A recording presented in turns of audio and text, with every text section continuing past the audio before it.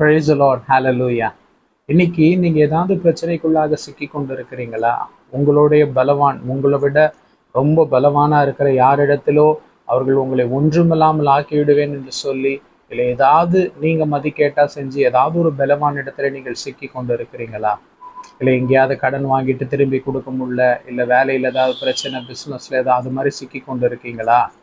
சரி, கர்த்தர் உங்கள் வாழ்க்கையிலே எல்லாவற்றையும் முன்னமே திட்டம் செய்திருக்கார். தாயின் கருவிலே தோன்றும் முன்னே எல்லாவற்றையும் திட்டம் செய்திருக்கிறார். அதனால அவர் பார்த்து கொள்வார். கர்த்தரிடத்துல ஒருமனப்படுங்க, கர்த்தரிடத்துல மன்னிப்பு கேளுங்க. கட்டாயம் எந்த பலவான் இருந்தாலும் சரி, அவனை உங்கள் எல்லைக்குள்ளாக வராதபடிக்கு கர்த்தர் உங்களை பாதுகாத்து வழி நடத்துவார். கர்த்தரிடத்துல மன்னிப்பு கேட்டு அவரிடத்துல ஒருமனப்பட்டுருங்க. அது விடுதலை ஆக்குறது மட்டும் கிடையாது, நாளுக்கு நாள் ஒரு மேன்மையை உங்களுக்கு கர்த்தர் கொடுப்பார். அது நிமித்தம் நீங்கள் செழித்திருப்பீர்கள். நீங்களும் உங்கள் பிள்ளைகளும் செழித்து வாழ்ந்திருப்பீர்கள். கர்த்தர் உங்களை ஆசீர்வதிப்பாராக. ஆமென்.